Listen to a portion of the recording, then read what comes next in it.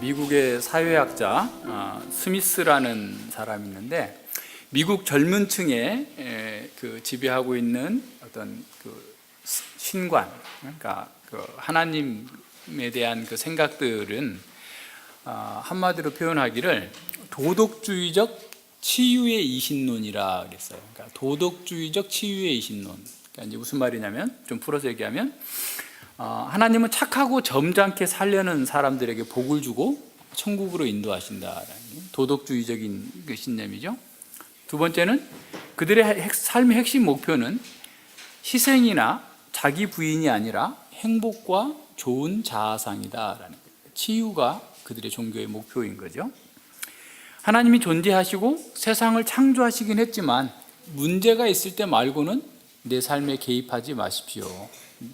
내가 알아서 하겠습니다 라고 하는 거죠. 그래서 착하게 살면 그냥 나한테 상 주고, 어려움이 있으면 나를 도와주시는 그런 정도 외에는 하나님께서는 내 삶에 개입하시면 안 됩니다 라고 하는 것이 미국의 그 젊은 크리스천들이 생각하고 있는 거라는 거죠. 그래서 이제 도덕적 치유의 이신론이다 이렇게 얘기하고 있는데, 자, 이 말을 가지고 팀 켈러 목사는 이렇게 얘기합니다. 자, 이런 하나님관을 지닌다면 말 그대로 스스로 내 운명의 주인이요 내 영혼의 선장이 된다라고 합니다. 구원과 행복은 당신에게 달려있다. 일각의 지적에 따르면 도덕주의적 치유의 이신론은 특권층의 안락하고 형통한 사회에서만 생겨날 수 있다. 정상에 오른 이들은 어떻게든 자기 지위를 자기의 지성과 자신의 재주와 자신의 노력 탓으로 돌리려 한다. 하지만 현실은 그보다 훨씬 더 복잡하다. 개인적인 인맥, 가정환경, 순전한 어떤 행운 등이 성공의 정도를 결정한다. 인간은 유전, 환경, 본인의 선택 등 3대 요인의 산물인데, 그들 중 철저히 그 중에, 그러니까 인간이 어떻게 보면 인간은 어떤 존재냐? 그럼 유전과 환경과 자신의 선택. 그러니까 여러분이 지금 이 자리에 있는 그 모습을 보면 유전적인 요인, 환경적인 요인, 그다음에 본인이 열심히 노력한 선택, 그 세 가지가 인간의 그 지금 현재 있는 자리를 결정하고 있는데, 사실은 유전과 환경은 철저히 우리 소관 밖이다라는 거야. 자기가 열심히 노력을 해서 선택을 해서 자신의 선택에서 노력해서 성공했다고 하더라도 그것은 전체의 3분의 1도 안 된다라는 겁니다. 지금 저자가 얘기하고 있는, 팀 켈러 목사가 얘기하고 있는 것은, 그러니까 자신의 성공이 마치 자기가 열심히 노력해서 이루었다라고 생각하는 것이 얼마나 허구적이냐라는 얘기를 하는 거죠. 자, 이런 대중적인 하나님관과 현실관에 따르면 다들 자기가 잘나서 성공하는 것 같지만 사실은 결코 그렇지 않다라고 얘기합니다. 사실 우리도 그걸 잘 기억해야 되죠. 우리가 성공 만약 했다면 내가 열심히 노력한 거 부인할 수 없지만 그것만 가지고 된 게 아니다라는 거예요. 가장 중요한 것은 사실은 하나님께서 그 모든 걸 주신 거예요. 유전자도 하나님께서 주셨죠. 내가 골라서, 내 부모를 골라서 태어났어요? 여러분이 김정은의 아들로 태어나고 싶다고 하면 태어날 수 있어요? 안 되잖아요. 그러니까 우리는 태어나는 것 자체도 사실 하나님께서 주신 거고, 우리의 환경도 하나님께서 주신 거고, 우리가 열심히 노력할 수 있는 건강도, 또 열심히 노력할 수 있는 그런 그 힘과 지력도 다 하나님께서 주신 거예요. 그래서 이제 고린도전서 4장에서 바울은 어떻게 얘기하죠? 너희들이 받지 않은 게 무엇이냐? 왜 다 니들이 이렇게 너희 스스로 자랑하고 있느냐라고 얘기하고 있는 겁니다. 그러니까 인간을 사실은 지금 현재 우리가 있게 된 요인들은 어떻게 보면 유전, 환경, 본인의 선택이라고 하지만 그 위에 뭐가 있어요? 하나님의 통치가 있는 거예요. 하나님의 은혜가 있었기 때문에 지금 우리는 여기 와 있다라는 사실을 우리는 기억해야 됩니다. 다윗은 바로 모든 시대의 하나님의 백성들에게, 하나님의 백성들을 대표해서 바로 이것을 우리에게 가르쳐주고 있어요. 가장 아름답고 유창한 언어를 통해서 우리의 지성뿐만 아니라 우리의 감성과 의지를 이렇게 역동적으로 이렇게 변화될 수 있도록 아주 아름다운 언어로 지금 하나님만이 나의 힘이시다, 하나님만이 나의 모든 것이다 라는 사실을 이렇게 드러내 보여주고 있습니다. 그래서 이제 우리는 이 시편 18편을 통해서 다윗이 경험한 하나님이 곧 내가 경험한 하나님이고 모든 시대 하나님 백성들에게 동일하게 변함없이 찾아오시고 그 문제를 풀어가시는 하나님이시라는 사실을 우리가 공유하면서 공동체적으로 또한 하나님께서 우리 가운데 신실하게 또 우리가 그 신실하신 하나님 앞에서 어떻게 살 것인지를 생각해 볼 수 있는 그런 아름다운 노래입니다. 시편 18편을 우리가 7절 이하를 자주 불렀는데 그 뒤에도 좀 연습을 많이 해서 이번 주간 동안에는 우리가 이 18편 전체 5곡, 6곡이 되죠. 이게 한 5단락으로 나누어서 5번 정도 설교를 하면 좋겠는데 그럼 또 시간이 많이 걸리고 하니까 2번 나눠서 할 예정인데 어쨌든 그 이번 주 동안에는 우리가 오늘 들은 말씀들을 잘 묵상하면서 또 다음 주에 받게 될 그 말씀을 또 기대하면서 시편 찬양을 계속해서 함께 부르면 좋겠다라는 생각을 합니다. 시편 18편은 그 사무엘하 22장의 다윗의 마지막 그 시와 거의 동일합니다. 23장에서 다윗이 마지막 유언을 나타내는데 그 유언하기 전에 22장에 나오죠. 그리고 이제 21장에서는 아마 다윗의 마지막 용사들에 대해서도 나오고 이런 과정들 속에서 나타나는데 사무엘하 22장 1절에는 이렇게 나와 있습니다. 여호와께서 다윗을 모든 대적의 손과 사울의 손에서 구원하신 날에 그 날에 다윗이 이 노래의 말씀으로 여호와께 아뢰어라고 했죠. 그러니까 이 찬송을 소개하면서 사무엘서의 저자는 이렇게 소개하고 있는데 시편 18편의 표제도 마찬가지입니다. 18편의 표제도 여호와의 종 다윗의 시 영장으로 한 노래, 여호와께서 다윗을 그 모든 원수와 사울의 손에서 구원하신 날에 다윗이 이 노래의 말로 여호와께 아뢰어 가로되라고 그랬어요. 그러니까 이제 약간의 단어들이 몇 가지 변형되는 부분이 있는데 그 변형된 부분은 아마도 이 시편이 이제 예배 찬송으로 불러지기 위해서 조금 더 이렇게 다듬어지지 않았을까라고 하는 것이 대체적인 의견이고요. 그래서 다윗이 이렇게 긴 노래로 여호와를 찬양한 것은 여호와께서 그의 모든 생애 가운데에서 대적들, 특별히 사울의 손에서 구원하신 것을 기념하면서 그를 구원하신 그 하나님을 찬양함으로써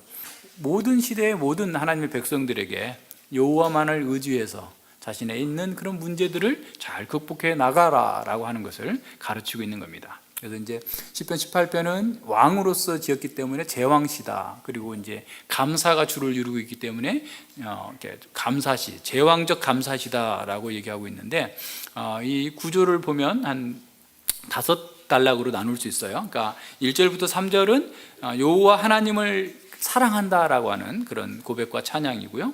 4절부터 9절은 고난 중에서 기도하는 그런 그 시인과 그 기도에 응답하셔서 구원하시는 그 하나님을 아주 뭐라 그럴까요? 문학적인 용어로 아름답게 표현해 주고 있어요. 20절로 30절이 이 구원의 근거를 2가지로 설명해 주고 있는데 어떤 면에서 이 시의 중심일 수도 있어요. 첫 번째는 뭐냐면 20절과 24절에 시인의 언약적 신실함을 나타냅니다. 내가 이렇게 신실했더니 했다. 그리고 이제 25절부터 30절에서는 하나님의 언약적 신실하심을 보여주죠. 구원의 근거를 2가지로 나눠서 설명해 주고 있고요.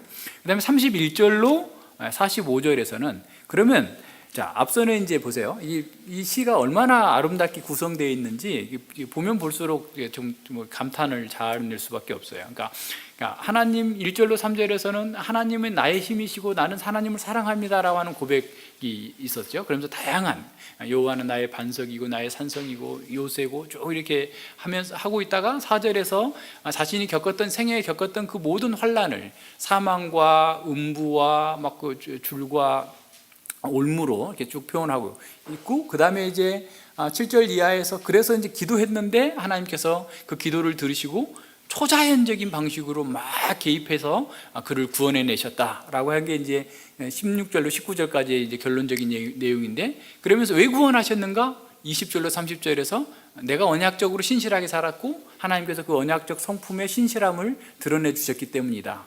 그러면 31절에서 45절에서는 이제 뭘 얘기하냐면, 자, 그렇게 구원이 어떻게 나타났는가, 이루어졌는가? 그러니까 앞 보세요. 자, 총체적으로 하나님이 어떤 분이신지를 고백하고 난 다음에 자신이 그 고난 가운데에서 하나님께 부르짖었던 그런 상황, 그리고 하나님께서 개입하셨어요. 온 우주가, 땅이 터지고 진동하고 하늘이 진동하는 이런 상황 속에서 하나님이 개입하셔서 그를 구원하셨다 해놓고 20절 30절에서 왜 구원하셨는가? 시인의 신실함, 하나님의 언약 성품과 신실하심. 그리고 어떻게 구원하셨는가가 사실은 31절부터 45절까지 나오는데, 이게 좀 하나님의 무한하신 능력과 그 무한하신 하나님의 능력의 종으로서 다윗을 얘기하고 있어요. 그러니까 하나님의 절대 주권과 능력 아래에 있는 그 종들이 어떻게 대적들을 이겨낼 수 있는가를 보여주고 있어요. 그러니까 오늘 우리에게도 굉장히 중요한 어떤 시사점이 있어요. 정말 우리가 무한하신 절대 주권자 하나님을 나의 주님으로 모시고 그 하나님을 사랑한다면 그 하나님께서는 우리로 하여금 수많은 영적 전쟁에서 싸워서 이기게 하실 거다라고 하는 거예요. 그러니까 우리가 너희들이 지금 이와 같은 문제들을 갖고 있느냐? 문제는 너희들의 환경이나 너희들의 능력의 문제가 아니라 절대 주권자이신 하나님을 의뢰하지 않기 때문이다. 나처럼 하나님께서 의지했더니 하나님께서 싸우게 하시고 힘주시고 띠띠우셔서 내가 승리했다. 너희들도 그렇게 하라 라고 가르치고 있는 거예요. 그리고 이제 46절로 50절에서는 이제 송영이죠. 정말 살아계신 그 여호와 하나님을 찬양하는 것으로 이렇게 맺는데 너무 아름다운 그런 시입니다. 그래서 하여튼 우리가 더 잘 깨닫는 만큼 또 정말 우리도 함께 다윗과 같이 찬양하고 다윗과 같이 사는 것으로 하나님께 영광 돌릴 수 있는 그런 은혜를 함께 누리기를 바랍니다. 그래서 오늘은 1절부터 19절까지 두 단락을 보고요. 다음 주에는 20절로 50절까지 세 단락을 이렇게 보고자 합니다. 그래서 이제 이 시편의 표제어에는 언제 어떤 배경하에서 이 시편이 기록되어 있는지를 보여주고 있는데, 다윗이 어떻게 보면 기름 부음을 받은, 사무엘에게 기름 부음을 받은 이후부터 왕이 돼서 평생에 쭉 살고 있는 그 모든 생들을 돌아보면서 그 엄청난 그런 어려움을 겪었죠. 그러니까 그 기름 부음 받자마자 당장 어떤 변화가 생긴 게 아니라, 사실 기름 부음 받자마자 그가 지혜롭게 되고 총명하게 됐는데 그만큼 계속해서 고난을 겪게 된 거예요. 그래서 이제 왕이 되기까지 수많은 고난을 겪고, 또 왕이 된 후에도 계속해서 고난을 겪었었는데, 수많은 사경을 넘나들면서 위기를 겪는 그런 상황 속에서 하나님께서 구원해 주셨고, 또 하나님을 신뢰하는 그 다윗을 하나님께서 붙잡아 주신 것에 대해서 돌아보면서 이렇게 찬양하고 있는 겁니다. 그래서 어떻게 보면 1절이 이 시 전체를 한마디로 표현해 주고 있는 것일 수 있어요. 나의 힘이 되신 여호와여, 내가 주를 사랑하나이다. 자, 하나님의 긍휼과 자비를 맛본 사람만이 할 수 있는 말이에요. 정말 하나님의 나의 힘입니다. 하나님이 나의 생명의 근원이십니다. 이 생명 또한 하나님께서 모든 것을 공급해 주심으로 살고 있습니다 라고 하는 거죠. 그러니까 다윗은 어려서부터 율법을 배웠어요. 율법을 다 알고 외웠을 정도입니다. 다 외운 사람이에요. 그럼에도 불구하고 고난 가운데에서 그는 하나님을 알게 됐어요. 그래서 시편 119편 71절에서 말씀하고 있는 것처럼 고난당하는 것이 내게 유익이라 내가 고난당함으로 주의 율례를 배우게 되었나이다. 그러니까 우리가 지식적으로 하나님의 말씀을 안다는 것과 실제로 경험을 통해서 하나님이 정말 진리이시고 하나님의 말씀이 100% 옳다, 신뢰할 수 있다라고 얘기하면서 이와 같이 고백하는 것은 조금 더 다른 겁니다. 그러니까 이제 이렇게 얘기할 수 있겠죠. 북한에 안 가본 사람하고 북한에 갔다 온 사람하고 하는 얘기는 달라요. 우리가 북한에 대한 정보를 다 알고 있어요. 어느 정도. 다는 자세히는 모르지만 아마 미국 CIA나 우리나라 안기부에서는 다 알고 있을 거예요. CIA에서는 자동차 번호까지 다 읽을 수 있대요. 위성 카메라로 다 볼 수 있어요. 북한의 그리고 이제 어제인가 그 어디 보니까 우리나라 네이버나 다음 지도는 판문점에서 평양까지 얼마나 걸리는지를 해보니까 안 나오는데 구글 지도로 하니까 177km다. 판문점에서 평양까지 177km밖에 안 되는 거예요. 그러니까 뭐 김정은이 뭐 멀리 왔으면 안 되겠구만 뭐 이렇게 한 말을 이제 검증해 보느라고. 그러니까 177km면 얼마 안 된다는 거죠. 근데 거기 가본 사람하고 실제 살아본 사람하고 이게 비교할 수 있는 것이겠죠. 그러니까 하나님의 율례를 우리가 알고 배웠다 할지라도 정말 그 율례 가운데서 살면서 수많은 고난 가운데에서 정말 다른 방법이 아니라 하나님의 말씀대로 살아본 사람의 그런 경험. 그래서 정말 하나님만이 나의 힘이십니다. 내가 그 하나님을 사랑합니다 라고 고백할 수 있는 사람, 그 사람이야말로 진정한 복 있는 사람인 겁니다. 다윗은 수많은 고난 가운데에서 하나님의 구원을 체험하면서 절체절명의 순간에 하나님이 주시는 그 힘을 따라서, 지혜를 따라서 이 길을 극복해 나가면서 바로 이러한 하나님을 경험했고 고백할 수 있었던 것이죠. 사실 우리가 자녀들이 부모로부터 생명을 공급받고 사실은 또 수여받고 그 생명에 이렇게 자라도록 모든 공급을 다 부모로 받기 때문에 자녀들은 부모를 사랑해야 되는 게 맞아요. 마땅한 거예요. 그래서 마땅히 부모를 공경하라라고 하는 거거든요. 그러니까 거듭난 하나님의 생명도 마찬가지입니다. 하나님께로부터 생명이 왔고 하나님께로 온 그 생명은 하나님의 말씀으로부터 계속해서 공급함을 받고 새로운 능력과 힘을 얻고 성장해 나가는 거죠. 그래서 우리도 하나님을 사랑합니다 라고 고백할 수 있어야 되고 그 당연한 거예요. 그러나 하나님을 사랑한다 라고 했을 때 그 사랑의 정도는 비교할 수 없는 것이죠. 마치 이런 겁니다. 하나님께서는 5대 양의 물을 우리에게 다 줬어. 그 물만큼의 사랑을 줬는데 우리가 하나님께 드리는 사랑, 다윗이 고백한 그 사랑은 내가 큰 바켓으로 하나님 사랑합니다 이렇게 드리는 거예요. 그러니까 하나님께서 주신 그 모든 사랑을 내가 받았기 때문에 그 주신 사랑을 가지고서 사랑하는 거죠. 그러니까 하나님을 사랑할 수 있는 사람은 하나님을 사랑을 체험한 사람이에요. 하나님의 사랑을 체험한 사람이 그 하나님의 사랑으로 하나님을 사랑합니다 라고 고백하는데 그 수준은 너무나 미약한 거다라는 거죠.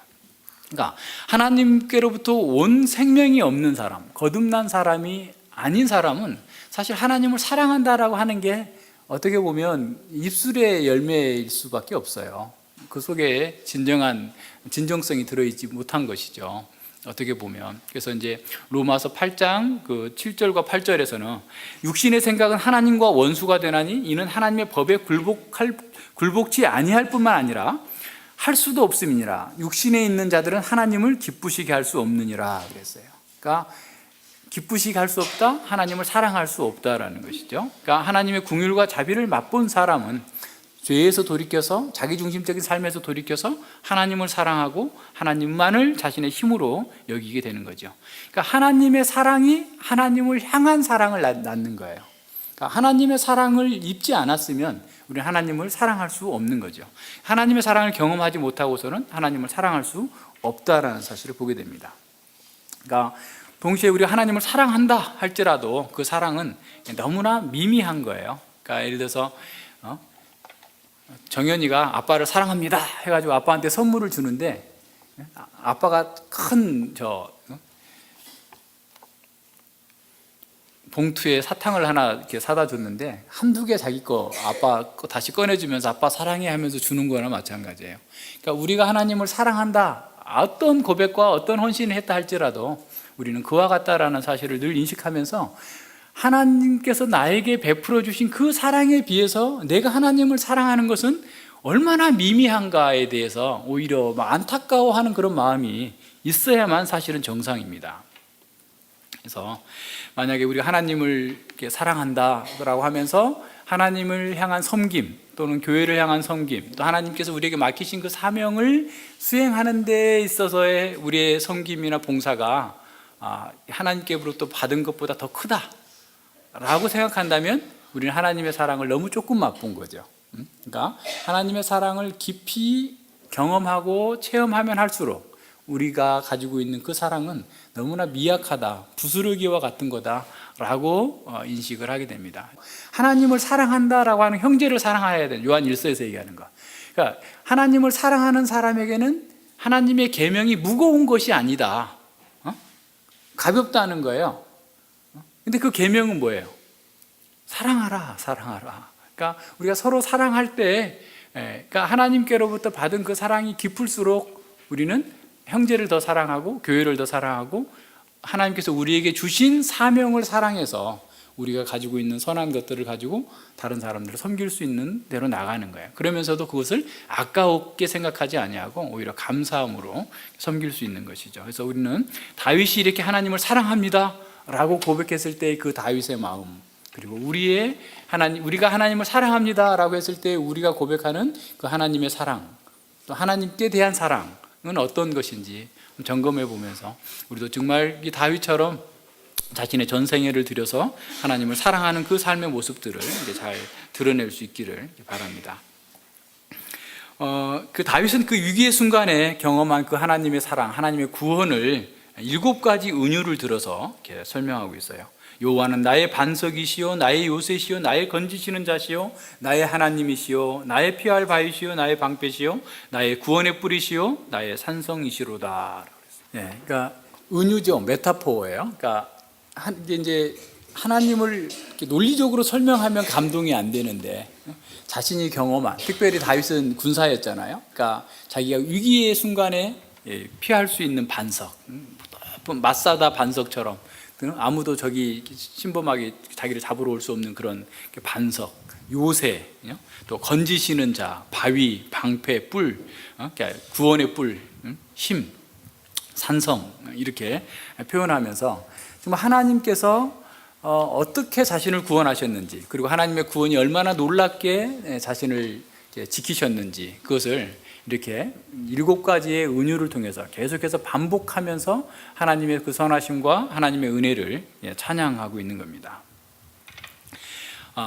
정말 그 치열한 전투의 상황들, 다윗의 생애를 우리가 이미 사무엘서를 공부했고 이렇게 한 사람들은 이미 이해가 될 수 있을 거고요.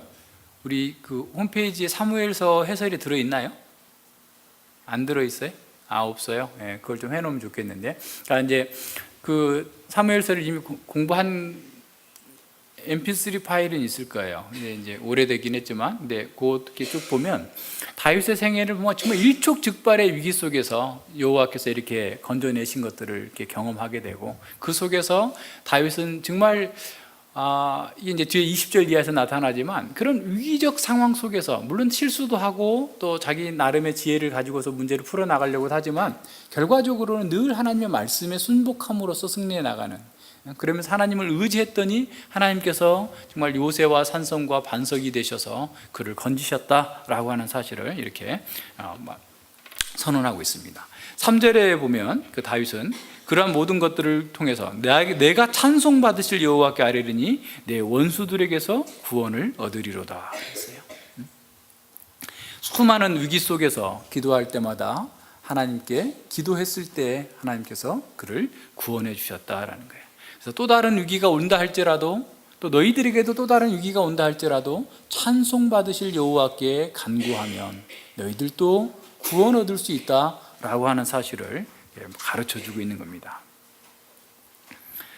시는 하나님께서 자기 백성들을 지키시는 분이시기 때문에 늘 하나님께서 자기를 구원하시고 또 자기를 붙들어 주시고 자신을 선한 길로 인도해 주신다는 사실을 알면서 이렇게 기억하고 있었던 거예요. 그래서 이제 시편 17편 8절에서도 나를 눈동자처럼 보호하시기를, 이렇게 보호해 주시기를 이렇게 기도했었죠.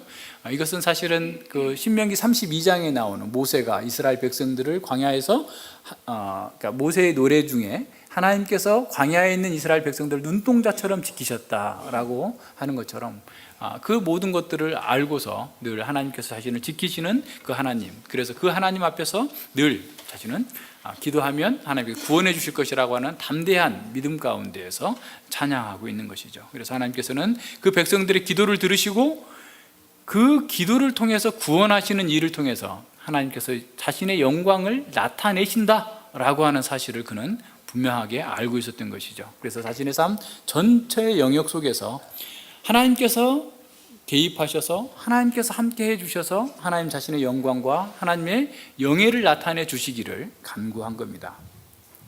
자, 우리 역시도 마찬가지입니다. 하나님은 우리의 기도 없이도 하나님 나라를 건설하실 수 있고, 우리 없어도 돌들을 가지고도 아브라함의 후손을 만드실 수 있는 그런 하나님이시지만, 우리에게 기도하게 하시고 우리의 기도를 통해서 하나님의 영광을 나타내시고, 그리고 하나님의 그 역사의 경륜 가운데 우리를 참여시키시는 거예요. 기도는 우리에게서 특권입니다. 그래서 따라서 우리는 항상 찬송받으실 그 여호와께 기도함으로써 우리의 문제의 해결을 받고, 또한 계속해서 하나님께서 또 다른 어떤 위험과 어려움이 있다 할지라도 그 속에서 구원해 주실 것을 믿고 담대하게 선포할 수 있어야 됩니다. 그래서 바울 사도는 빌립보서 4장 6절에서 이렇게 말씀합니다. 아무것도 염려하지 말고 오직 모든 일에 기도와 간구로 너희 구할 것을 감사함으로 하나님께 아뢰라 라고 얘기합니다. 우리 모든 일에 기도와 간구로 하되 감사함으로 하나님께 아뢰면 하나님께서 그 말씀대로 우리가 기도한 대로 이루어 주실 것이다 라는 겁니다. 칼빈 선생님은 이렇게 말씀하셨어요.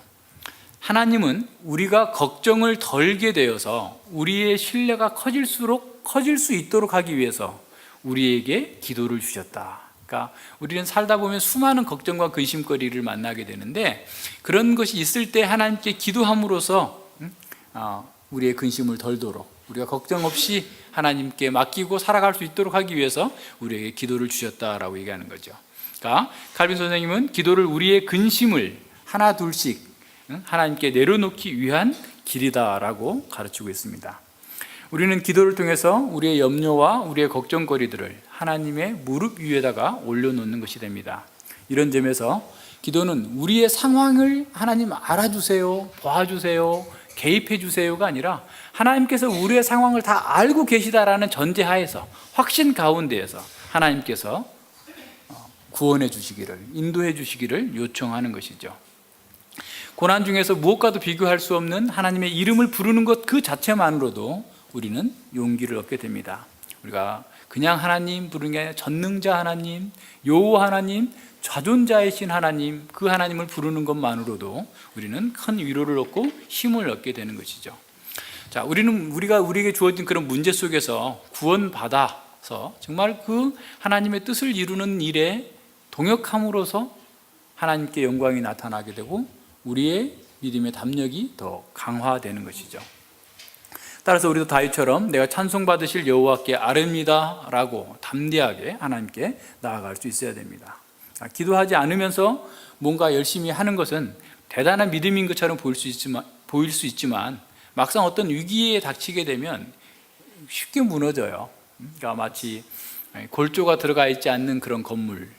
예전에 그 대만에 지진이 났는데 대만의 그 건물이 한 게 쑥딱 부러졌어요. 그 속에 철제를 넣었어야 될 거에 뭘 넣냐면 깡통을 넣었어요. 여러분 기억나세요? 네. 그러니까 철근을 넣어야 될 그 콘크리트를 하면서 철근을 넣어야 되는데 깡통을 집어넣었어요.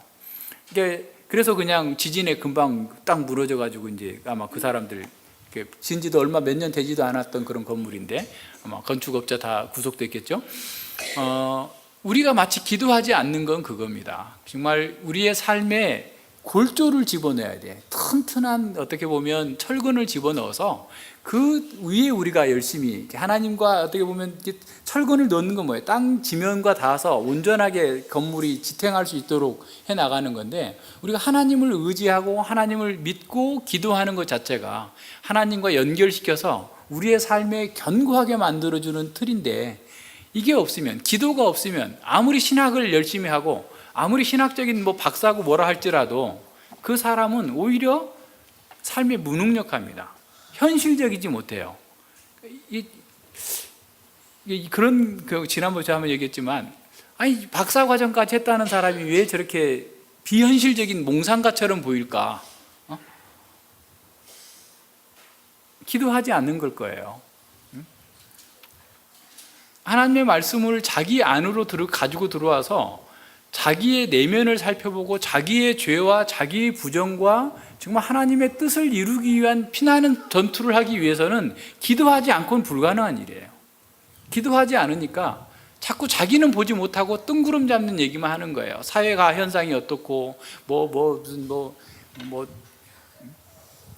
정치 얘기하고 있고 맨날 이러는 거죠. 근데 지금 당장 자신의 문제도 해결 못하면서 정치 얘기하고 다른 얘기하고 무슨 다른 뭐 대형교회 뭐 세습이 어쩌고 저쩌고 그 얘기해 지금 할 일이 아니잖아요. 그러니까 기도하지 않으면 그렇게 돼요. 우리 역시 마찬가지예요. 기도하지 않으면 우리가 가지고 있는 지식들 다 있어요. 뭐 모르는 거 아니에요. 다 말은 해요. 근데 막상 실제로 문제가 닥쳤을 때 그 문제에 대해서 비현실적인 대응을 하는 거예요. 자기 방식대로, 세상 방식대로 나가는 겁니다. 그래서 우리가 기도하는 것은 사실 하나님 앞에서 우리 자신이 낮아지는 거예요. 겸손해지는 겁니다. 1차적으로 사람이 넘어지는 이유가 교만하기 때문인데, 기도하는 사람은 1차적으로 겸손해져야만 돼요. 겸손해져야만, 그래야 그 신학적 지식도 자신에게 유익하게 됩니다. 오히려 겸손하지 않는 사람에게 신학적 지식은 자기를 해롭게 할 수 있어요. 그런 면에서 우리는 기도해야 됩니다. 담대하게 기도해야 되죠. 그래서 그리고 우리가 기도하지 않고 어떤 일을 성공했다 할지라도 그 일로 인해서는 하나님께서 영광을 받지 않으세요. 하나님과 관계없는 것으로 여겨버리시는 거예요. 근데 우리가 그 모든 일 가운데에서 하나님께 기도하고 하나님의 뜻을 이루기 위하여서 내가 이 일을 한다라고는 전제하에서 일을 했을 때 그것이 작든 크든 하나님께서 영광을 받으시는 겁니다. 이런 면들을 잘 생각해 봐야 돼요. 그래서 사람들에게 있어서 하나님 없이 기도하지 않고 이루는 그 성공은 오히려 더 위험이 될 수 있다는 사실을 기억해야 됩니다.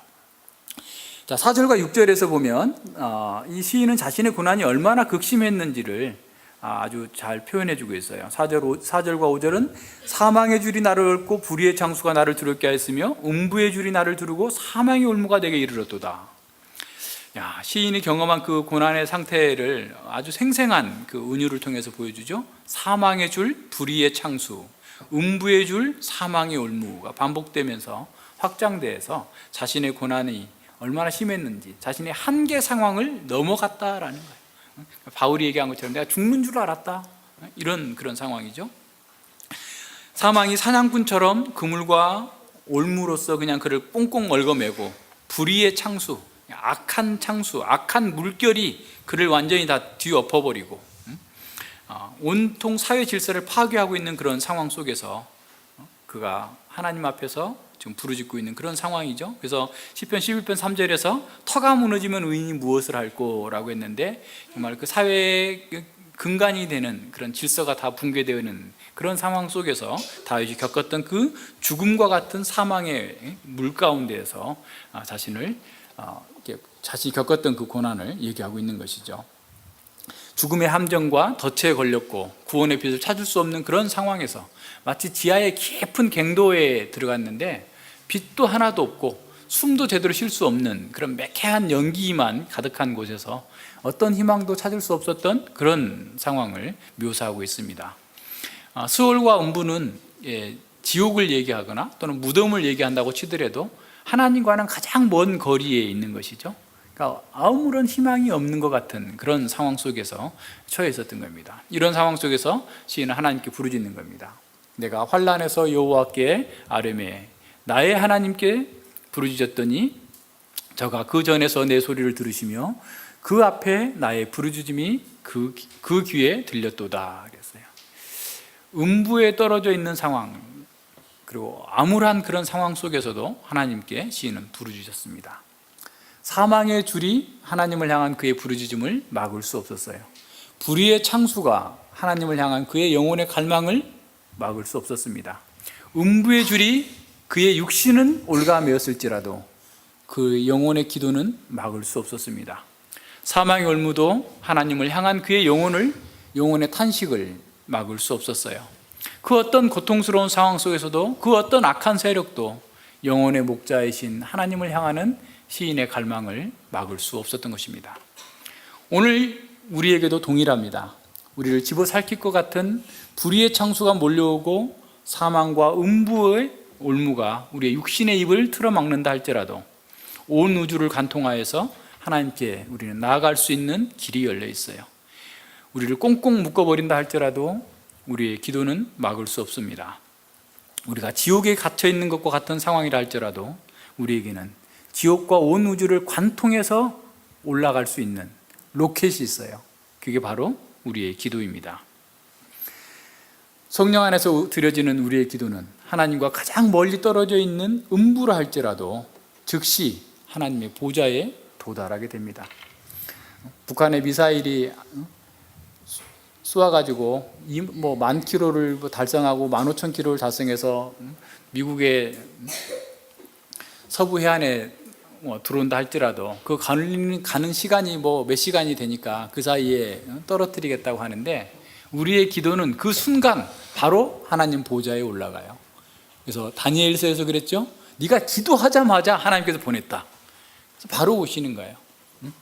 우리의 기도는 이 시간 세계 영역에서 기도하지만 그 시간, 그 즉시 영원 세계 하나님 보좌 위로 올라가는 거예요. 우리가 어떠한 상황에 있어도, 아무리 어눌한 상황에 있어도 우리는 하나님께 나아가서 기도할 수 있습니다. 그 무엇도 막을 수 없고 그 어떤 것도 제어할 수 없는 그러한 기도가 우리에게 주어졌다는 사실을 다윗은 가르치고 있어요. 그래서 영국 여왕 메리 여왕은 스코틀랜드의 모든 군대보다 존 낙스의 기도가 더 무섭다라고 얘기했습니다. 그럴 정도로 기도는 강력한 무기입니다. 우리 역시 담대하게 기도할 수 있어야 돼요. 고난이 심하면 심할수록 하나님께 더 간절히 부르짖을 수 있어야 됩니다. 우리가 죽을 것 같은 사망의 고통에 있을지라도 하나님께서는 우리에게 기도할 수 있는 문을 활짝 열어놓고 계십니다. 우리가 잘못된 선택을 했고 어리석은 죄에 빠졌다 할지라도 우리에게 회개할 수 있는 기회를 주시고 회개의 기도를 할 수 있도록 문을 열어놓고 기다리고 계세요. 우리가 어눌한 입술로 더듬거리면서 말할지라도 하나님께서는 그 말, 우리의 어리석고 어눌한 그 말까지라도 다 바르게 해석하셔가지고 다 듣고 거기에 반응해 주시고 응답해 주십니다. 우리가 빌바를 알지 못할 정도로 고난이 심할 그런 상황 속에서도 성령께서 우리와 함께 하셔서 우리를 위해서 간구해 주신다라고 말씀해 주고 있습니다. 우리의 간구에 귀를 기울여 주시는 그 하나님께 우리는 찬양하고 담대하게 나아갈 수 있는 그런 은혜를 구해야 됩니다. 하나님은 우리의 기도를 통해서 우리를 구원하시기로 작정하셨어요. 그러니까 기도하지 않으면 하나님께서는 구원하지 않으실 수도 있어요. 그러니까 우리가 죄를 지었을 때 사실 하나님께서 얼굴을 가리우시지만, 우리가 죄를 지으면 하나님께서 얼굴을 가리우세요. 은혜를 덮어버려요. 모든 은혜를 다 거두어 가버리실 수 있어요. 그런데 그럴 때도 거두지 않는 은혜가 있는데 기도의 문은 열어놓고 계시는 거예요. 그러니까 우리의 죄가 우리와 하나님 사이를 갈라놨다 할지라도, 그럴지라도 하나님께서는 기도의 문은 열어놓고 계셔요. 우리가 사망의 음침한 속에서 어떠한 상황 속에서도 하나님께서 우리의 기도를 들으시려고 기다리고 계시다는 사실을 기억해야 됩니다. 우리는 이제 모든 것이 끝났구나 라고 생각이 되는 절망적인 그 순간에도, 그 어디에서도 빛과 희망을 찾을 수 없는 그 상황에서도 하나님은 기도로서 자신의 보좌로 나아갈 수 있는 길을 열어놓고 계십니다. 그래서 우리는 하나님께 담대하게 나아가야 돼요. 주님 부르셔야 됩니다. 내가 찬송받으실 여호와께 구하리니. 기도했더니 하나님께서 내 기도를 들으셨도다. 자, 뒤에 나오지만 하나님께서 내 기도를 들으셨다고 해서 당장 나의 삶에 하나님께서 개입하시지 않는다 할지라도 하나님께서 그 기도를 들으셨음을 우리는 확신하는 거예요. 의심하지 말라 그랬어요. 의심하고 구하는 자는 아예 받을 생각하지 말라 그랬어요. 우리가 구하는 그 기도는 당장 그 기도가 우리가 원하는 방식으로 응답되지 않는다 할지라도 하나님의 보좌에 들려 올라가 있다라는 사실을 알고서 담대한 믿음으로 하나님께 기도하라라는 겁니다. 그래서 사실은 사단이 가장 막는 것 중에 하나가 기도예요, 기도. 사단은 기도하지 못하게 막습니다. 수많은 일들을 막 생겨나게 하는 거예요. 갑자기 친구가 찾아오게 하고, 맨날 핸드폰만 보게 하고 뭐 엉뚱한 거에 시간을 다 보내. 심지어 책을 읽는 데는 시간을 보내게 하는데 기도하는 데는 시간을 보내지 못하도록 계속해서 방해하는 거예요. 왜냐하면 우리의 기도는 곧장 만왕의 왕이신 하나님의 보좌에 올라가기 때문에, 그래서 하나님과 교통하지 못하도록 사단은 온갖 수단을 동원해서 기도하지 못하게 합니다. 오늘 우리 시대의 교회가 약한 것, 우리 스스로의 믿음이 약하고 넘어지는 이유 중에 하나가 기도하지 않기 때문이에요. 기도해야 됩니다. 예수님의 사역을 보세요. 예수님은 정말 탈진하기까지, 번아웃이 될 때까지 사람들을 가르치시고 먹이시고 기적과 이적을 행하셨어요. 그러면 이제 나 좀 쉬어야 되겠다, 아니면 나 좀 수액제 좀 한 대 맞아, 보약 좀 먹어야 되겠다, 이렇게 하지 않으시고 기도하러 가셨어요. 홀로 한적한 곳에. 그러니까 제자들과 동등하게 계속 사역했고, 제자들보다 앞서서 제자들이 사용하고 있던 육신의 에너지의 서너 배 이상을 사용해서 고갈된 지경까지 갔음에도 불구하고 예수님께서는 기도하러 나가신 거예요. 사역을 마치시고 좀 쉬면서 또다시 어떤 다른 프로그램을 어떻게 돌릴까, 이런 게 연구하신 것이 아니라 기도하러 가셨어요. 기도를 통해서 하나님 보좌로부터 오는 영원한 생명의 능력을 보충받고 그 속에서 자신의 사역들을 감당할 수 있었던 것입니다. 자, 우리도 하나님의 뜻을 따라서 기도할 때 하나님께서 우리의 기도를 즉각 들으시고 우리를 구원해 주신다고 하는 사실을 믿고서 기도해야 돼요. 하나님께서 우리의 기도를 들으셨다. 다윗의 기도를 들으신 그 하나님께서 지금 우리의 기도를 듣고 계신다라는 사실을 알고, 그래서 우리가 어린아이가 아빠 엄마에게 자신의 얘기를 막 할 때 엄마 아빠가 귀찮은 것에도 다 들어주는 것처럼 하나님께서도 그렇게 들으신다라는 사실을 알면 왜 기도하지 않겠어요? 그런 믿음이 없으니까 그런 거죠. 그래서 존 낙스는 기도하지 않는 사람들에 대해서 이렇게 책망하면서 얘기합니다. 의사나 약을 모르는 것이나 혹은 의사를 알고 약도 알면서 병원도 가지 않고 약도 받지 않는 것이나 결과적으로 동일한 거다라는 거예요. 의사나 약을 모르는 거나 의사나 약은 다 아는데 가지 않거나 약을 안 먹으면 동일한 거다라는 거예요. 이처럼 환난을 당하면서도 하나님께 아뢰지 않는 것은 결국 하나님을 알지 못하는 것이나 똑같은 것이요, 하나님을 부인하는 것이나 다를 바 없는 처사입니다. 여러분, 기도하라는 명령이 우리 앞에 있는데 어째서 즉시 주께 나아가 자비를 구하지 않는단 말입니까? 필요할 때 하나님의 은혜로우신 공급에 대해 무관심하여 그것을 위해 아뢰기를 더디한다면 다른 모든 악행들보다도 더 심하게 하나님을 멸시하고 무시하는 처사인 것입니다. 누구든지 겸손한 순종만큼 하나님의 위엄에 더 합당한 것이 없다는 것을 깨닫고서 하나님께 구하는 자는 그 뜻을 순종하는 것이요, 또한 적지 않은 위로가 그런 자에게 있는 것입니다. 그랬어요. 자, 기도하지 않는 것은 어떤 거라고요? 기도하지 않는 것은 하나님을 부인하는 처사예요. 하나님을 알지 못하는 처사예요. 기도하지 않기 때문에 하나님의 자비를 얻지 못한다라고 얘기하고 있습니다. 다윗은 우리에게 그걸 얘기해 주고 있어요. 내가 어려움 가운데에서, 곤란 가운데서, 환난 중에 하나님께 부르짖었더니 내가 여호와께서 환난에서 여호와께 아뢰며 나의 하나님께 부르짖었더니 저가 그 전에서 내 소리를 들으시며 그 앞에서 나의 부르짖음이 그 귀에 들렸도다. 우리의 기도, 하나님께서, 다윗의 기도는 다윗은 특별한 사람이니까 듣고 우리의 기도는 안 들으실 거야. 하나님 바쁘신데 우리가 동시에 막 몇백 명이 몇천만 명이 막 지금 온 세계 사람들이 다 기도할 텐데 우리의 기도를 어떻게 찾아서 들으시겠어? 그렇게 생각하십니까? 하나님은 우리 수준으로 보는 거예요. 전능하신 하나님께서 우리의 모든 것들을 알고 계시는데 우리가 기도할 때까지 기다리시는 거예요. 기도하는 것이 여러분이 하나님과의 교제고 하나님의 은혜를 체험하는 길이다 라고 보여줍니다. 자, 그러면서 이제 7절로 19절에서 그렇게 기도했더니 어떻게 하나님께서 구원하셨는가, 어떻게 자신을 이끄셨는가를 가장 아름다운 시로 보여주고 있어요. 이때, 이해는 그때라는 말이에요. 기도할 때라는 거죠. 그때라는 것은 그 시간적인 그때라기보다 그런 기도에 인하여서 기도로 말미암아서라는 말이에요.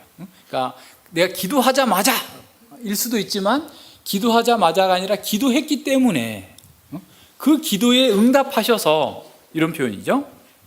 그런 의미입니다. 그래서 시인의 기도와 동시에 하나님께서 구원의 역사를 시작하셨다라고 우리는 생각하면서 그 시인이 하나님의 그 강림과 하나님의 개입하심 속에서 어떻게 묘사하고 있는지를 잘 보면 막 우리의 마음이 그냥 막 뭐라 할까요? 막 치열업이 돼 막 고향이 되는 그런 모습들이 보입니다. 7절과 8절은 하나님께서 그 다윗의 기도를 들으시고 이 땅에 강림하셨는데 온 땅이 요동한다라고 얘기하는 거예요. 이에 땅이 진동하고 땅이 지진이 일어나요. 산의 터도 요동하고 막 산사태가 일어납니다. 지진이 일어나고 그의 진노를 인함이라. 하나님께서 진노하신 거예요. 자기 백성, 자기 자녀들을 괴롭게 하고 힘들게 하는 자들, 원수들에 대하여서 땅이 흔들리고 산사태가 일어날 정도로 진노하시는 그 상황 속에서 임하십니다.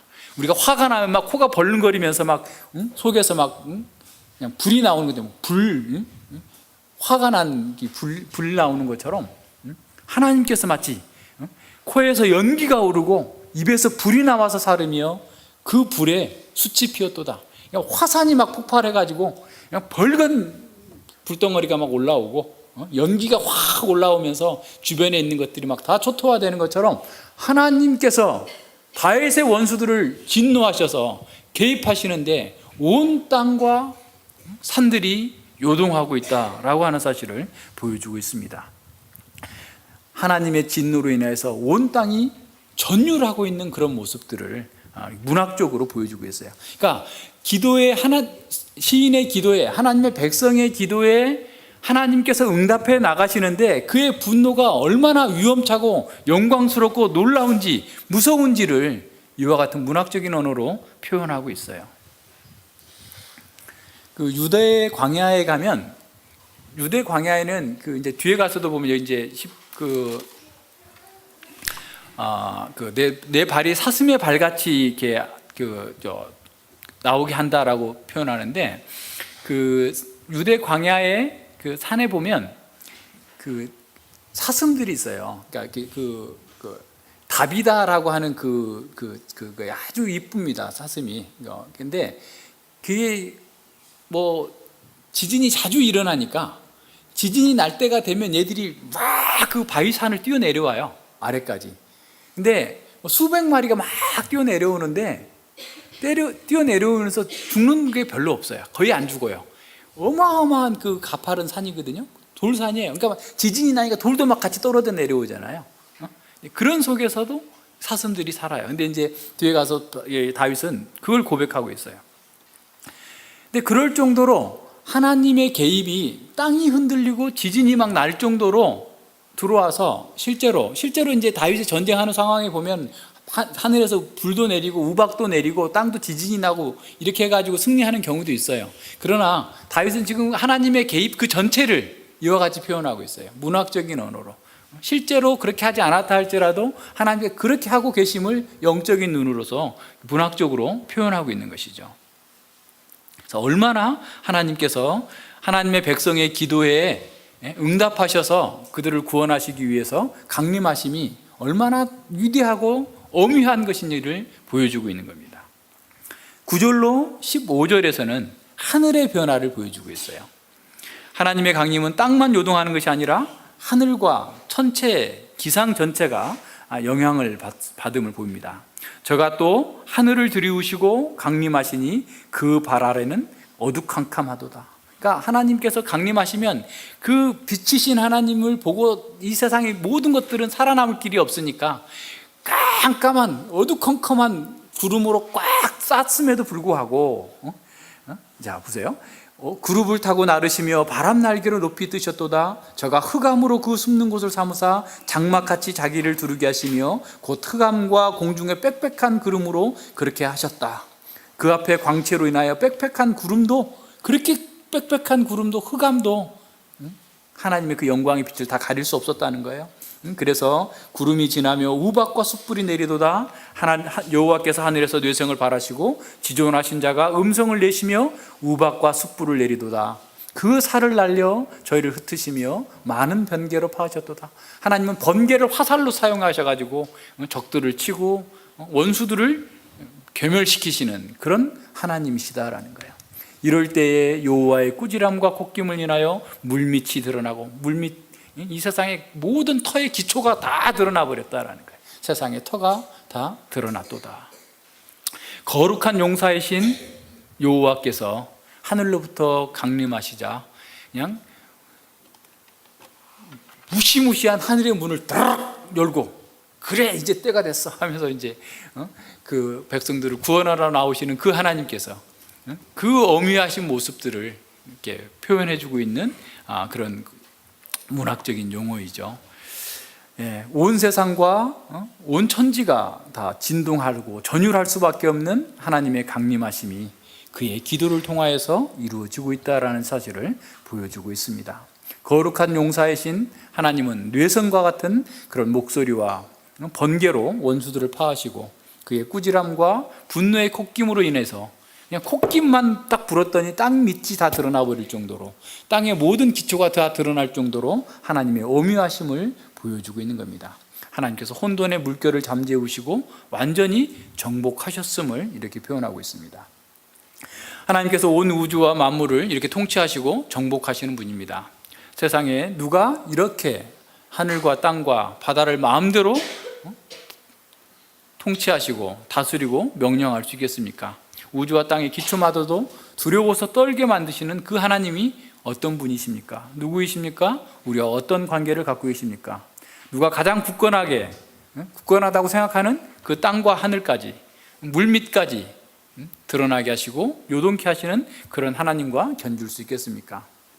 하나님이 어떤 분이시기에 음부와 같은 고통 속에서 부르짖는 한 사람의 기도를 들으시고 이렇게 엄청난 반응으로 이 땅에 강림하시는 것입니까? 왜 하나님께서는 시인의 원수들에게 진노하시는 것입니까? 시인은 하나님과 하나로 연결되어 있기 때문에 그래요. 우리는 하나님과 하나로 연결되어 있어요. 언약으로 하나로 연결되어 있습니다.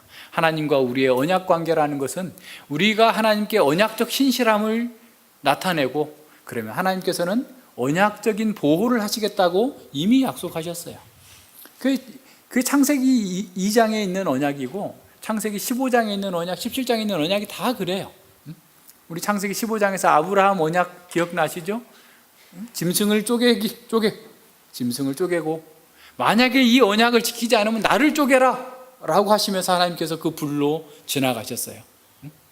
그러니까 하나님께서는 언약 백성과 하나로 연결되어 있기 때문에, 하나님의 언약 백성을 대적하는 자들은 하나님을 대적하는 것이기 때문에 하나님께서 이렇게 진노하시면서 땅 기초까지 다 드러나게 할 정도로 엄위하시게 그들을 구원하시기 위해서 강림하신다라는 사실을 보여줍니다.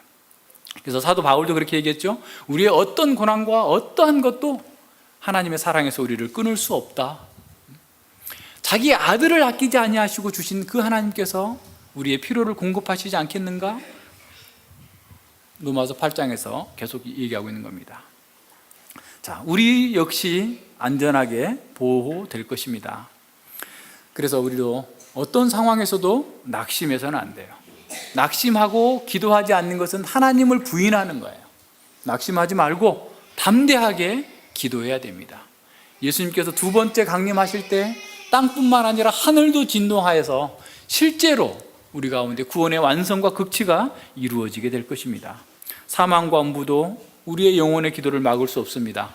우리의 기도를 들으시고 이제 땅과 하늘을 가르시고 강림하실 그 예수님을 우리는 기다리는 사람입니다. 그래서 우리도 다윗처럼 외치면서 찬양할 수 있는 거예요. 나의 힘이 되신 여호와여, 내가 주님을 사랑하나이다 라고 부르면서 기도하는 사람입니다. 16절과 19절에서 이런 하나님의 강림하심으로 시인은 구원 얻었음에 대해서 다시 한번 정리하면서 찬양하고 있습니다. 저가 위에서 보내사 나를 취하시며 많은 물 가운데서 나를 건지셨도다. 나를 강한 원수와 미워하는 자에게서 건지셨으며 저희는 나보다 힘센 영고로다. 저희가 나의 재앙의 날에 내게 이르렀으나 여호와께서 나의 의지가 되셨도다. 나를 또 넓은 곳으로 인도하시고 나를 기뻐하심으로 구원하셨도다. 시인은 하나님께서 그 보좌에서 일어나서 하늘을 가르시고 천둥과 번개를 동반해서 날아오신 그 강림하신 그 이유가 원수들의 손에서 건지시기 위함이다 라고 얘기합니다. 시인을 붙잡고 있었던 많은 물, 환난, 고난, 모든 것들을 가리키는 그런 거예요.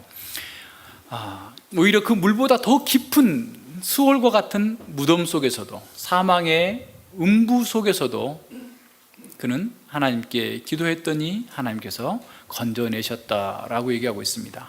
원수들이 얼마나 강력했던지 다른 방법으로는 구원 얻을 길이 없는 그런 상황 속에서 하나님께서 구원하셔서 인도하셨다라고 말씀하고 있습니다. 원수들이 재앙의 날에 자기가 자 이제는 죽었다, 넌 도가내든 쥐야 라고 하면서 그냥 끝장을 내겠다 라고 했을 때에도 하나님께서 그의 의지가 되셔서 구원하셨어요. 수많은 일들이 있죠. 이게 다 얘기하자면 너무 많죠. 사무엘상 23장에 보면 10황무지 사람들이 다윗이 어디 있습니다 고발하죠. 그러자 사울이 야, 내가 듣기로는 다윗은 엄청 강교한 놈이거든.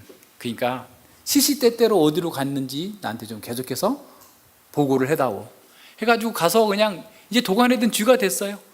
다윗은 여기 있고 다윗의 군대에 600명, 사울의 군대에 6,000명, 7,000명 정예 군사들이 그냥 계속 이리 쫓고 저리 쫓고 딱 이제는 걸렸어. 너 이제 끝났어 라고 할 그 순간에 사울에게 전령이 와요. 어떤 전령이죠? 블레셋이 침략했습니다. 블레셋이 침략하면 다 끝나니까 거기서 다시 철수하는 사울인 거예요. 절망적인 그 순간 속에 하나님께서 다윗의 의지가 되셔서 구원해 주셨다라고 얘기하는 겁니다. 넓은 장소로, 자유롭고 안전한 곳으로, 평화로운 곳으로 다시 그를 인도하셨다라고 선언하고 있어요. 16절과 19절에 보면 구원을 뜻하는 동사가 7번이나 반복해서 나타납니다. 보내다, 손을 펴다, 붙잡다, 건네다, 건지다, 의지하다, 의지가 되다, 인도하다, 구원하다. 그러니까 이러한 동사들은 하나님의 구원이 얼마나 적극적이었는지, 하나님의 사랑이 얼마나 놀랍고 컸는지를 표현해 주고 있어요. 그래서 시인은 하나님의 구원이 엄청 크고 놀랍고 그래서 그 감격 속에서 하나님을 찬양하고 있다라고 선언하고 있습니다. 하나님께서 함께 하시고 하나님께서 인도하시는 그곳에는 어떤 두려움과 죽음도 감히 범접할 수 없는 평화의 땅이고 안전한 땅인 것이죠. 물론 하나님께서 우리가 환난을 당하는 동안에도 우리를 붙들어 주시고 환난을 견딜 수 있도록 힘을 주시고 은혜를 베풀어 주십니다. 그렇지만 우리는 그 환난 속에서도 우리는 이미 넓은 곳, 이미 안전한 곳에 하나님의 구원을 찬양할 수 있는 사람들이 되었습니다. 다윗이 경험한 사망과 음부의 고통은 예수 그리스도의 십자가를 예표했습니다. 그리스도께서 하나님을 사랑하고 또 그분께 전적으로 헌신하셨지만 그리스도께서는 우리를 대신해서 사망과 음부의 고통을 짊어지셨습니다. 다윗은 음부와 같은 고통을 겪으셨지만 예수님은 음부에 내려가셨고 그 고통을 감내하셨습니다. 그는 사망의 올무와 불의의 창수에 완전히 가라앉으셨습니다. 예수님은 자신의 순종과 죽음을 통해서 영원한 생명을 얻게 될 우리를 위해서 수치와 부끄러움을 참으셨어요. 예수님은 하나님의 기뻐하시는 아들이셨지만 그는 우리의 사망을 지고 가장 깊은 물 가운데 잠기셨던 것입니다. 십자가에서 예수님의 마지막 기도는 엘리 엘리 라마 사막다니였습니다. 나의 하나님 어찌하여 나를 버리셨나이까. 하나님께서 자신의 가장 기뻐하시는 독생자의 그 마지막 기도에 침묵하셨습니다. 끝까지 침묵하셨어요. 예수님의 마지막 호흡이 끊기는 그 순간 땅은 요동하고 하늘의 태양은 빛을 잃었지만 그러나 하나님은 침묵하셨어요. 그러나 하나님의 침묵은 하나님의 부재나 하나님의 무관심이 아니었습니다. 하나님의 침묵은 예수님에게 조금이라도 불의가 있거나 죄가 있었기 때문이 아니었습니다. 하나님의 침묵은 사망을 정복하기 위해서 아들을 던지신 사랑의 침묵이었습니다. 하나님의 침묵은 영생을 가져오기 위한 고요한 여백이었어요. 하나님의 침묵은 사망을 걷어내고 부활과 생명을 예비하는 시대의 전환점이었습니다. 우리 역시 우리의 기도에 하나님께서 즉각적으로 개입해 주시기를 바랍니다. 하나님께서는 우리에게도 하나님 빨리 와 주시옵소서, 당장 와 주시옵소서 하나님을 재촉할 수 있는 여지를 우리에게 주셨어요. 하지만 그 여지는 하나님께서 정하신 때, 하나님께 정하신 속도로 우리를 도우시도록 비워두어야 되는 시공간 안에 제한되어 있습니다. 우리 역시 하나님께서 무한하신 지혜 가운데 침묵하실 때 기다릴 줄 알아야 됩니다. 예수님의 마지막 기도에 침묵하셨던 하나님은 3일의 여백을 두셨어요. 그 여백은 죽음이 정복되는 시간이었습니다. 그 여백은 영원한 생명이 역사 세계로 들어오는 시공간의 시간이었어요. 사망이 이김에 삼킴 받으리라고 기록된 그 말씀이 응하기까지 시공간의 여백이었던 것이죠. 따라서 우리는 하나님께서 우리의 시공간에 즉시 개입하시지 않는 것처럼 보일 때라도 하늘과 땅이 전율하는 최종적인 강림을 준비하고 계심을 볼 수 있어야만 합니다. 우리 역시 사망의 줄과 불의의 창수가 범람하는 고통 속에서 기도로 하나님께 담대하게 나아가야 됩니다. 환난과 시련이 크다는 이유로 하늘 성전이 아니라 땅에 있는 소멸될 것에서 우리의 구원을 찾으려 해서는 안 됩니다. 어떤 사람은 자신의 기도에 하나님께 즉각적으로 응답해 주시기 때문에 자신은 영적으로 안전할 뿐만 아니라 축복받은 사람이라고 자랑합니다. 그렇다면 우리가 기도한 대로 즉시 응답받았다고 해서 그것이 진정으로 축복이 될 수 있는가 점검해 봐야 됩니다. 제가 나중에 알게 됐는데 제가 어린 신앙이 있을 때 기도한 대로 안 들어주신 게 참 감사하더라고요. 만약에 그대로 들어주셨으면 저는 망했을 거예요. 근데 이스라엘 역사에서도 나와요. 이스라엘 민수기에 보면 광야에서 민수기 11장에서 사람들이 고기를 달라 이 만나 도대체 뭔지 못 먹고 살겠다, 고기 좀 줘 했을 때 하나님께서 고기를 줘요. 근데 그 고기를 배 터지게 먹는 중에 고기가 뱃속으로 넘어가기도 전에 수많은 사람들이 진노로 죽어요. 하나님께서 즉시 응답해 주셨는데 그들에게 축복이 아니라 저주와 형벌이었다는 거예요. 오늘 우리가 기도했을 때 즉시 응답해 주시는 것이 우리가에게 좋을지 나쁠지 우리는 알 수 없어요. 그래서 우리 어떻게 기도해야 돼요? 이것이 주님, 이것이 진정한 축복이 아니라면 내게 응답해 주지 마세요. 저는 제가 볼 때 이게 있어야 내가 잘 될 것 같은데, 이것이 되면 내가 뭐 인생이 활짝 필 것 같은데 이거 주십시오 라고 기도하지만 하나님, 그것이 나에게 유익되지 않다면, 진정한 축복이 되지 않는 거라면 주지 않으셔야 됩니다. 기도에 덧붙이세요. 내 뜻대로 마옵시고 주님의 뜻대로 하옵소서. 주님의 침묵과 주님의 응답을 기다려야 한다면 제가 어떻게 기다리고 어떻게 그 일을 이겨낼 수 있을지 지혜를 주십시오 라고 기도해야 돼요. 그러니까 사람들이 내가 기도하면 자기가 마치 하나님과 무슨 직통, 자기만 갖고 있는 것처럼 하나님께 자기가 기도하면 다 하나님께 들어주셨다. 그래서 제가 예전에 들었던 얘기인데, 서울에 유명한 어떤 목사가 암 걸린 사람한테 80년대에 가가지고 80년대면 집안채가 한 1,000만 원, 2,000만 원밖에 안 하는 그때인데 자기가 3번 기도하면 낫는다. 암 걸렸는데 3번 기도하면 낫는다. 그래서 한 번에 5천만 원씩인가 달라 그랬다는 거예요. 2번 기도 받았는데 죽었어요. 그러니까 유족들이 돈 반환해 달라 그러니까 뭐라고 했다더라? 또 말도 안 되는 얘기를 했다고 하던데, 근데 지금도 그런 사람이 있어요. 잘 드러나지 않아서 그렇지. 그러니까 하나님께서 우리의 기도를 다 들어주시는 것이 우리에게 축복이 될 거다라고 생각하는 것 또한 우리는 접어야 돼요. 그죠? 그래서 이제 그 시편 106편 15절에 보면 저희들의 요구한 것을 주셨을지라도 고기를 이렇게 주셨거든요. 근데 그 영혼이 파리하게 됐어요. 내가 좋은 대학 가면 내가 행복할 거야. 그래서 하나님께 좋은 대학 가게 했어요. 그런데 신앙을 떠나버리면 그는 인생 망친 거예요. 차라리 죽은 것만 못해요. 내가 스펄전 목사님이 그래서 본 건데요. 아이가 죽게 생겼어요. 그래서 이제 기도를 막 살려달라고 부모가 열심히 기도를 하는데 스펄전 목사님이 그랬대요. 꼭 살려달라고만 하지 마시고 주님 뜻대로 하시옵소서 이렇게 기도하라고 했더니 아닙니다. 절대로 아이는 살아나야 됩니다. 라고 해서 살아났대요. 20년 후에 그가 흉악범이 돼가지고 그 사람이 부모가 그 흉악범이 돼서 단두대에 목이 잘리는 그 아들의 모습을 봤다는 거예요.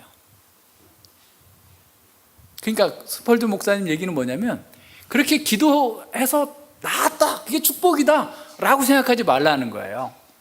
무슨 말인지 아시겠어요? 그러니까 우리도 마찬가지예요. 그러니까 우리가 기도해요. 우리의 모든 갈망을 다 기도할 수 있어요. 해야 돼요. 그렇지만 그 기도가 이루어지는 것이 그게 나에게 진정으로 나에게 유익할 건지 안 그럴 건지 알 수 없으니까 나에게 진정으로 유익할 것만 들어주십시오라고 기도하라는 거예요. 이해하시겠어요? 네. 자, 그렇다면 보세요. 자, 왜 하나님께서는 기뻐하시는 사람에게도 그렇게 고난을 허락하시고 그냥 당장 즉각 응답해 주시지 않는 걸까? 스펄전 목사님 이렇게 말씀합니다. 누군가를 위대하게 해주실 때마다 하나님께서는 누군가를 위대하게 해주실 때마다 언제나 먼저 잘게 부수는 것은 이상한 일이 아니다라는 거예요. 갈아버린다네, 갈아버려. 그러니까 자기가 얼마나 비참한 존재인지를 그냥 느낄 수 있도록 짓밟아서 그냥 뭉개버린다, 가루로 만들어버린다는 거예요. 하나님께서 그 일을 하신다는 거예요. 이상한 일이 아니다는 겁니다. 주님이 존귀하게 해 주려는 사람이 있었다. 그 사람에게 주님은 어떻게 하셨을까? 다윗은 이스라엘을 다스리는 왕이 되어야 했다. 다윗이 예루살렘으로 가는 길은 어디에 있을까? 왕의 자리에 오르는 길은 어디에 있었을까? 그것은 아둘람 굴 주변에 있었다. 아둘람 굴 가장 비참한 상황 속에서 사울에 쫓기면서 그냥 살던 그 가장 비참한 자리, 그걸 얘기하고 있는 거예요. 그는 그곳으로 가야 했다. 법을 어기고 추방당하는 처지가 되어야 했다. 그것이 바로 왕이 될 수 있는, 그것이 바로 왕이 될 수 있는 길이었기 때문이다. 자, 그러니까 다윗이 그렇게 고난을 통해서 왕으로서 사람이 다듬어졌다라는 거예요. 존귀케 될 수 있는 자리를 차지할 수 있는 사람으로 바뀌었다라는 겁니다. 자, 그렇다면 하나님이 우리의 지경을 넓혀주시고 우리의 봉사의 한계를 확대시켜 주시고 영적인 삶을 위해서 더 높은 기반을 마련해 주실 때마다 내던지시는 것을 깨닫고 있는가? 그러니까 이해하실지 모르겠네. 우리를 겸손케 하셔야만 더 큰 일을 맡기실 수 있기 때문에 우리를 던지시는 거예요. 내던지는 거예요. 그러니까 우리가 다른 모든 걸 가졌다 할지라도 겸손하지 않으면 그건 망하는 거거든요. 그래서 겸손한 자에게 더 많은 것을 맡기시는 거예요. 그래서 낮아진 자에게 지혜가 임해요. 그러니까 하나님의 지혜는 겸손한 자에게 임합니다. 그러니까 낮아지도록 던지시는 거예요. 던짐을 받았을 때 어떻게 생각해야 돼요? 하나님이 나를 버리셨다가 아니라 내보고 겸손해지라고, 더 하나님을, 자기를 부정하고 하나님을 더 가까이 가라고, 하나님께 가라고 그렇게 하시는 말씀이다라고 생각해야 된다는 거예요. 그것이 하나님의 일하시는 방법이다. 하나님은 먹이시기 전에 줄이게 하신다. 입히시기 전에 벗기신다. 존귀하게 하기 전에 보잘것없게 하신다. 네. 저도 마찬가지. 저도 뭐 엄청 교만해가지고 지금도 저처럼 교만한 사람 있지만 아무 말도 안 들었어요. 제가 고등학교를 지쳐 나오면서 누구의 말도 안 들어. 내가 하겠다는 거야. 나 할 수 있다, 자신 있다. 자신 있긴 뭘 자신 있어. 계속 낮추시는 거예요. 밟아버리시는, 갈아버리시는, 활딱 벗기셔버리는 거예요. 이 아무것도 아니다. 너 도대체 뭐냐? 너는 이 세상에 존재하지 않은 쓰레기와 같은 거야. 차라리 너가 있음으로 세상이 오염되고 너 때문에 세상이 다 더러워지니까 너 없어져 버려. 이럴 때까지 낮추시는 거예요. 낮아져야만 하나님의 은혜를 받아들일 수 있어요. 하나님의 은혜가 얼마나 귀한지를 알기 위해서는 낮아지게 하는 것이 하나님의 방법이라는 거예요. 자, 종교하기 전에 보잘것없게 하신다. 이게 다윗을 다룬 방식이었다.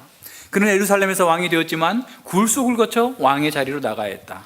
하나님의 나라에 들어가고 보다 거룩한 성화의 수준에 도달하여 더 크게 쓰임을 받고 싶은가? 그렇다면 굴을 지나더라도 이상하게 생각하면 안 된다라는 거예요.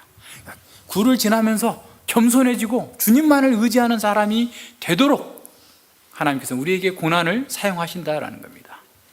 고난의 무게가 겹겹이 쌓여서 우리를 깊은 물속으로, 음부 속으로 가라앉힐 때 기도는 생각처럼 그렇게 쉽지 않습니다. 우리는 왜 담대하게 다윗처럼 기도하지 못하는 것일까요?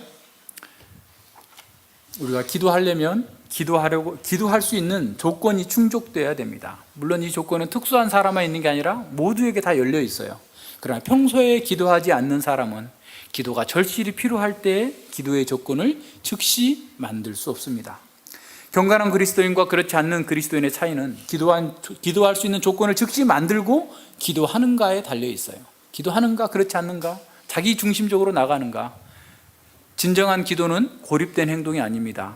홀로 울부짖는 것이 다 기도가 되지 않습니다. 자기가 괴롭다고 아무리 울부짖어도 그 자체로서 기도가 되지 않아요. 기도는 우리의 삶과 연결되어 있습니다. 설교와 설교자의 삶이 분리되지 않는 것처럼 우리의 삶과 기도는 분리되지 않습니다. 다윗의 기도가 그렇게 강력하면서 활력이 넘쳤고 담대했던 이유는 그의 믿음과 그의 성품 때문이었습니다. 다윗은 겸손히 하나님을 높이고 하나님의 능력을 의뢰하면서 하나님의 섭리를 흠모하였기 때문에 확신 가운데에서 기도할 수 있었던 것입니다. 하나님께서 기뻐하시는 사람은 기도하는 사람입니다. 신학적 지식이 탁월한 사람이라 할지라도 기도하지 않는다면 현실 감각이 떨어지는 거죠. 오히려 그 신학적 지식 때문에 자신을 교만하게 하고 자신이 해롭게 되는 경우가 있어요. 제이시라일 목사님은 기도하지 않는 사람들에게 이렇게 경고합니다. 성경을 꼭 읽을 줄 알아야 구원받는 건 아니다. 성경을 못 읽어도 복음의 소리를 듣고 회개하고 구원받을 수 있다라는 거예요. 그를 모르거나 앞을 보지 못하지만 중심의 그리스도를 모시고 있을 수 있습니다. 하지만 기도에 대해서 그렇게 말할 수 없습니다. 구원 얻기 위해서는 기도가 절대적으로 필요합니다. 건강이나 공부에 왕도 같은 것은 없습니다. 수상이나 보통 사람이나 왕이나 가난한 사람이나 모두 몸과 지성의 필요를 채워야 건강하고 또 무엇을 배울 수 있습니다. 그러니까 수상이니까 밥 안 먹어도 배부르고 건강한 사람도 밥 안 먹어도 운동 안 해도 건강한 게 아니다는 거예요. 다 똑같다라는 거예요. 누구나 누가 누구를 대신해서 먹거나 마시거나 잠잘 수 없는 거예요. 내가 너 대신해서 10시간 잤으니까 정현이는 오늘 자지 마. 이렇게 할 수 없다는 거예요. 내가 정현이를 위해서 10시간 기도했으니까 정현이 기도하지 않아도 돼. 이럴 수 없다는 거예요. 그렇게 할 수 있는 사람은 아무도 없습니다. 모두 자신이 직접 해야 하는 일입니다. 그렇지 않으면 전혀 건강할 수도 배울 수도 없습니다. 영혼도 마찬가지입니다. 영혼의 건강과 안녕에 절대적으로 필요한 것들이 있습니다. 영혼의 안녕을 위해서는 본인이 직접 나서야 합니다. 각자가 회개해야 합니다. 그 스스로 그렇게 해야 됩니다. 누가 대신 회개해 줄 수 없다는 겁니다. 아무도 대신해 줄 수 없습니다. 기도하지 않고 사는 것은 곧 하나님 없이 사는 것입니다. 그리스도 없이 사는 겁니다. 은혜 없이 사는 것입니다. 소망 없이 사는 것입니다. 천국 없이 사는 것입니다. 지옥으로 난 길로 가는 것입니다. 기도는 자기가 직접 해야 된다는 거예요. 기도하지 않으면 그리스도 없이, 은혜 없이, 소망 없이, 천국 없이 사는 것이고 지옥으로 가는 길로 들어선 것이다 라고 선언하고 있습니다. 이제 제가 왜 기도해야 합니까? 라고 묻지 않을 수 없는지 알 수 있을 것입니다. 갓 태어난 아이가 있음을 보여주는 첫 번째 증거는 바로 숨 쉬는 것인 것처럼 사람이 거듭났을 때 보이는 첫 생명의 움직임 역시 기도하는 것입니다. 그랬어요. 기도 반드시 해야 된다라는 거예요. 그런데 또 다른 부작용이 있죠. 기도만 하는 것으로 그리스도인의 헌신을 대신하고자 하는 사람들이 있어요. 근데 그렇지 않다라는 거예요. 제대로 기도하려면 모든 것을 제대로 행해야 합니다. 앞서 얘기한 것처럼 기도와 삶이 분리될 수 없다고 그랬죠. 하나님 앞에서 바르게 행동하는 것이 기도의 조건입니다. 사람이 귀를 돌려 율법을 듣지 아니하면 그의 기도도 가증하니라라고 잠언 28장 9절에서 말씀하고 있습니다. 기도하는 것과 죄를 짓는 것은 결코 한 마음에서 동시에 할 수 없는 일입니다. 만약 그것이 가능하다면 바리새인과 같은 위선자들과 거듭나지 못한 사람들 뿐일 것입니다. 왜냐하면 참된 기도는 죄를 소멸시키고 죄는 또한 기도를 질식시키기 때문에 그렇습니다. 우리가 죄를 지면 기도가 안 나와요. 빨리 회개해야 돼요. 그래서 아까 베드로전서 3장에서도 아내들에게 잘하라. 왜? 너희 기도가 막히지 않기 위해서. 기도가 질식이 돼 죄를 지면. 그러니까 죄는 기도를 질식시키고 기도는 죄를 죽이는 거예요. 그러니까 죄가 살아 날뛰고 있는 것은 기도하지 않기 때문에 그런 것이죠. 그러니까 우리가 늘 기도로서 나가야 되는데 기도만 하고 가만히 있어서는 안 되는 거예요. 기도와 동일한 삶을 살아야 된다는 겁니다. 우리가 예수님의 이름으로 기도하는 것은 단지 그의 권세로 기도한다는 의미에 머물지 않습니다. 예수님의 이름으로 기도하는 것은 하나님의 영광과 거룩하신 뜻을 구현하신 예수님의 인격과 사역 안에 참여해서 기도한다는 거예요. 예수님의 인격과 사역을 나의 삶으로 받아들이면서 기도한다는 의미입니다. 이런 의미에서 예수님으로 기도하는 것은 그의 뜻대로 살면서 기도하는 것입니다. 기도는 거듭난 사람의 영적 본성의 일부로서 영의 아버지이신 하나님과 교제하는 대화입니다. 따라서 참된 기도는 서로를 잘 아는 가족들 사이에 나누는 대화예요. 그러니까 어떤 특정한 용어나 어떤 공식적인 어떤 용어를 쓰지 않아도 된다는 겁니다. 참된 기도는 정직한 마음에서 나오는 단순한 말과 하나님 나라의 뜻을 갈망하는 우리의 삶에 의존되어 있습니다. 시편 18편이 보여주고 있는 것처럼 기도는 하나님을 우리의 삶 속으로 모셔오는 행동입니다. 하나님께서는 신실한 자들의 기도를 듣지 않으실 수 없습니다. 이제 왜 그랬는지 이제 다음 시간에 8장 20절, 시편 18편 20절 이하에서 나와요. 왜냐하면 기도의 본질과 기도를 들어주시는 하나님의 성품을 서로 뗄래야 뗄 수 없기 때문에 그렇습니다. 더욱이 우리의 사랑이 하나님과 연결되어 있기 때문에 기도는 하나님께서 행동하시도록 작용력을 가진다. 칼빈 선생님이 얘기한 거예요. 그 작용이 즉시 드러나지 않거나 더디게 보인다 할지라도 우리의 기도는 떨어지지 않고 하나도 떨어지지 않고 하나님 보좌로 올라가고 있어요. 요한계시록 5장 7절에 장로들의 손에 하나님의 성도들의 기도가 올려져 가는 것을 보이죠. 8장 4절에서도 향로에 담겨져서 성도들의 기도가 하나님 보좌로 올려가고 있어요.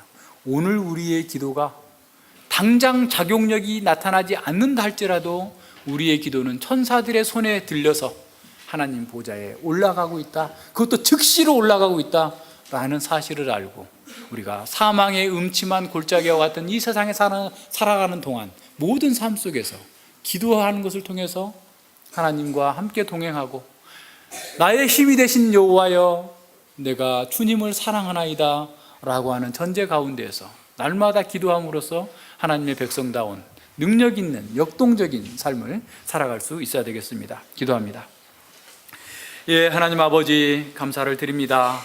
다윗이 수많은 역경과 고난을 겪으면서 사망의 줄과 음부의 올무 속에서 불의의 창수 가운데에서 참으로 하나님을 알고 믿고 경험한 대로 하나님께 기도할 때 하나님께서 응답하시고 개입하셔서 그의 모든 삶 가운데에서 승리를 보여주시고 안겨주셨던 것처럼 아버지 하나님, 다윗과 동일한 언약 백성인 저희들에게 이렇게 언약의 말씀으로 약속해 주시고 그 약속이 실현된 것들을 보여주심으로 말미암아서 우리가 어떠한 상황과 어떠한 어려움 속에서도 하나님을 사랑하고 또 하나님의 말씀 가운데에서 하나님과 동행하는 것으로 이 세상의 모든 것들을 능히 이겨나갈 수 있도록 은혜 주시고 함께하여 주심을 진실로 감사를 드립니다.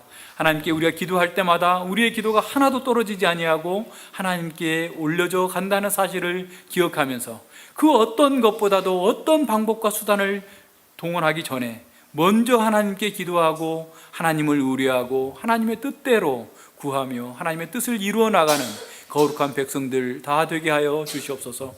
우리 속에 남아있는 죄들이 있거든 회개하게 하여 주시고, 또한 기도로서 하나님 앞에 더욱더 담대하게 나아가서 그리스도의 보혈 가운데에서 새 생명을 얻고 새 은혜를 입는 놀랍고 복된 시간들로 채워갈 수 있도록 함께 하여 주시옵소서.